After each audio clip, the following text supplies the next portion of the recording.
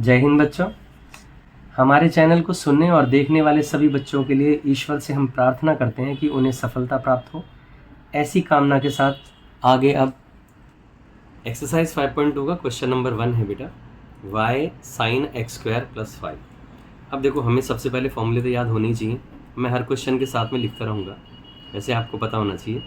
Derivative of sin x क्या होता है? cos x। और हमें डेरिवेटिव ऑफ एंगल भी बताना होता है। तो यहाँ पर हमने क्या करा, dy/dx साइन का हो गया cos x² + 5 और इनटू डेरिवेटिव ऑफ इसका, तो ये कितना हो गया, x² का 2x हो गया और 5 का क्या हो गया, 0। तो यहाँ आप लिख दोगे 2x cos x² + 5। ये हो गया पहला क्वेश्चन। अब अगर हम दूसरे क्वेश्चन को देखें तो दूसरा क्वेश्चन हमारे पास क्या लिखा है, y cos sin x। ध्यान से देखेंगे आप, डेरिवेटिव ऑफ cos x हमें पता है क्या होता है, -sin x।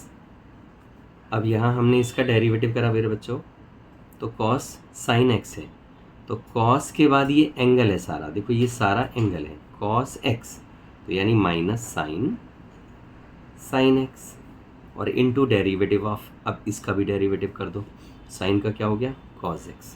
तो आप ज़्यादा से ज़्यादा क्या लिख पाओगे, -cos x आगे लिख दोगे, sin x पीछे लिख दोगे, ज़्यादा से ज़्यादा ये आंसर आ गया आपके पास। अब अगर हम थर्ड क्वेश्चन की बात करें,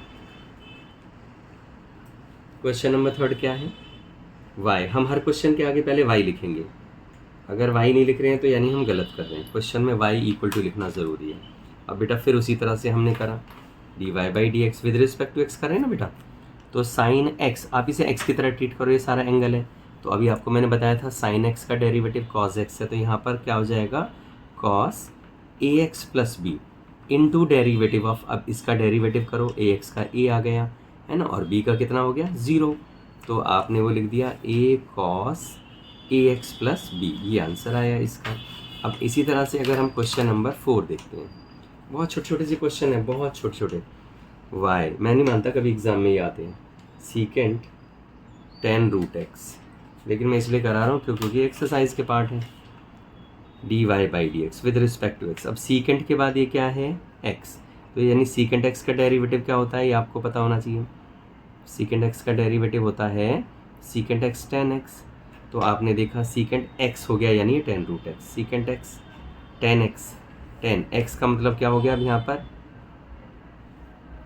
tan√x, एंगल देख रहे हैं ना, सीकेंट के बाद ये सारा x है, एक तरह से देखो, secant x tan x into derivative of इसका करो।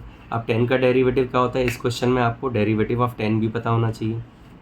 डेरिवेटिव ऑफ tan क्या होता है बेटा, sec² x होता है, ये लिख दिया मैंने sec²x। तो ये ध्यान रखना है आपको इसके लिए।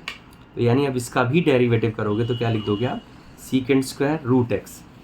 अब लेकिन ये जो एंगल लिखा हुआ है इसका भी डेरिवेटिव आपको करना होगा, तो 1/2√x, क्योंकि √x का डेरिवेटिव क्या होता है, देखो डेरिवेटिव ऑफ √x क्या होता है, 1/2√x। ये 11th में पढ़े होंगे आप लोगों ने, लेकिन मैंने यहाँ बता दिया।